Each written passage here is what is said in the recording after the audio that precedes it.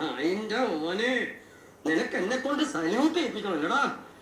ഞാൻ എന്തുമാത്രം ചരട് വലിച്ചിട്ടാ നിന്നെ കൊല്ലാനുള്ള ഓർഡർ ഡിപ്പാർട്ട്മെന്റിൽ നിന്ന് ശരിയാക്കി എടുത്തത് അറിയാം. ഇത് കണ്ടോ, മേഴ്സി കില്ലിങ്, മേഴ്സി കില്ലിങ്. നവാസേ, എനിക്കില്ലേ CID മൂസയിലത്തെ ഈ സീൻ കാണുമ്പോൾ എപ്പോഴും വരുന്നൊരു ഡൗട്ടാ. അതായത് ഈ മേഴ്സി കില്ലിംഗ് എന്ന് പറയുന്നത് ദയാവധം തന്നെയാണല്ലോ. അത് ആനിമൽസിന് മാത്രമാണോ, അത് ഇന്ത്യയിൽ മനുഷ്യരെ ദയാവധം ചെയ്യാനായിട്ട് പറ്റുമോ? ലീഗലി സ്പീക്കിംഗ് ഇന്ത്യയിൽ ആക്റ്റീവ് യൂത്തനേസിയ അതായത് ദയാവധം ലീഗലല്ല, അത് ക്രിമിനൽ കുറ്റമാണ്. പാസീവ് യൂത്തനേസിയ അഥവാ ദയാമരണമാണ് ലീഗലായിട്ടുള്ളത്. ദയാമരണം എന്ന് പറയുന്നതും ദയാവധം എന്ന് പറയുന്നതും രണ്ടും രണ്ടാണ്. ദയാവധം എന്ന് പറയുമ്പോൾ മരുന്നൊക്കെ കുത്തിവെച്ച് ഒരു വ്യക്തിയെ കൊലപ്പെടുത്തുകയാണ് പതിവ്.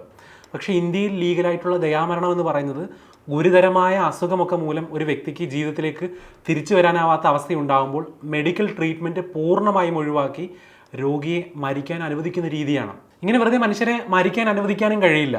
രോഗികൾക്ക് മുൻകൂട്ടി ദയാവധത്തിനുള്ള ലിവിങ് വിൽ അഥവാ സമ്മതപത്രം എഴുതി വെക്കേണ്ടതുണ്ട്. ഈ സമ്മതപത്രത്തിൻ്റെ അടിസ്ഥാനത്തിൽ മെഡിക്കൽ ബോർഡ് പരിശോധന നടത്തി രോഗിക്ക് ദയാവധം അനുവദിക്കും. 2018 common cause versus union of India കേസിലാണ് സുപ്രീം കോടതി ദയാമരണത്തിനുള്ള അംഗീകാരം നൽകുന്നത്. അതായത് കോടതി പറഞ്ഞതനുസരിച്ച് ഭരണഘടനയിലെ ആർട്ടിക്കിൾ 21 പ്രകാരം ഒരു വ്യക്തിക്ക് അന്തസ്സോടെ ജീവിക്കാനുള്ള അവകാശമുണ്ട്. ഈ അവകാശം എന്ന് പറയുന്നത് അന്തസ്സോടെ മരിക്കാനുള്ള അവകാശം കൂടിയാണെന്നും കോടതി കണ്ടെത്തി.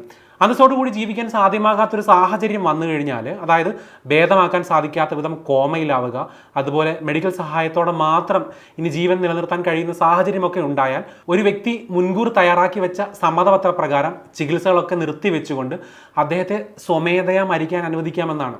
ഒരു വ്യക്തി അയാളുടെ ദയാമരണത്തിനുള്ള സമ്മതപത്രം തയ്യാറാക്കുമ്പോൾ മാനസികമായി സ്റ്റേബിൾ ആയിരിക്കണം. സമ്മതപത്രത്തിന് ഒരു നോട്ടറി അല്ലെങ്കിൽ ഗസറ്റഡ് റാങ്കിലുള്ള ഓഫീസറിൻ്റെ അറ്റസ്റ്റേഷൻ ഉണ്ടായിരിക്കണം.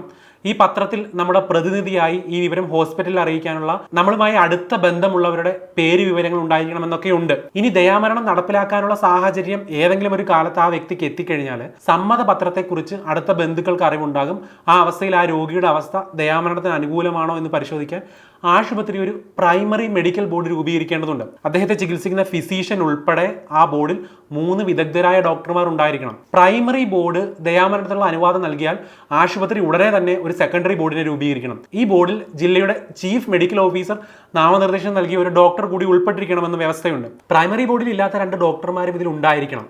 48 മണിക്കൂറിനുള്ളിൽ ഇവർക്ക് തീരുമാനമെടുക്കാമെന്നാണ്. ദയാമരണത്തിന് അംഗീകാരം നൽകിയാൽ വിവരം ജുഡീഷ്യൽ മജിസ്ട്രേറ്റിനെ അറിയിച്ചിരിക്കണം.